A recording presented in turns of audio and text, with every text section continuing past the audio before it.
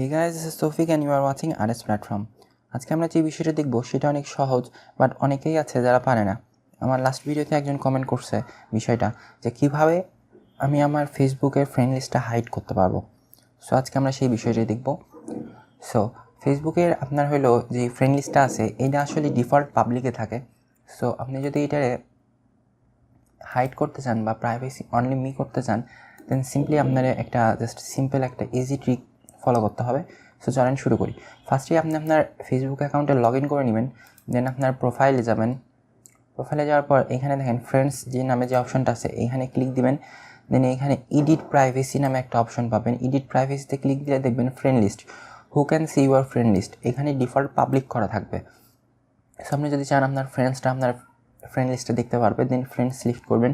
আর যদি চান যে অনলি মি করবেন, দেন অনলি মি করলে আপনি ছাড়া আপনার ফ্রেন্ড লিস্ট কেউ দেখতে পারবে না। সো এখানে সিম্পলি ডান করে দিবেন। এখানে আপনার হলো তাইলেই হয়ে যাবে যে হলো আপনার ফ্রেন্ড লিস্টটা আছে এটা জাস্ট আপনি অনলি মি করে ফেললেন। সো আপনি জাস্ট আপনার সিম্পলি আপনি নিজেই আপনার ফ্রেন্ড লিস্ট দেখতে পারবেন, আদারওয়াইজ অন্য কেউ দেখতে পারবে না।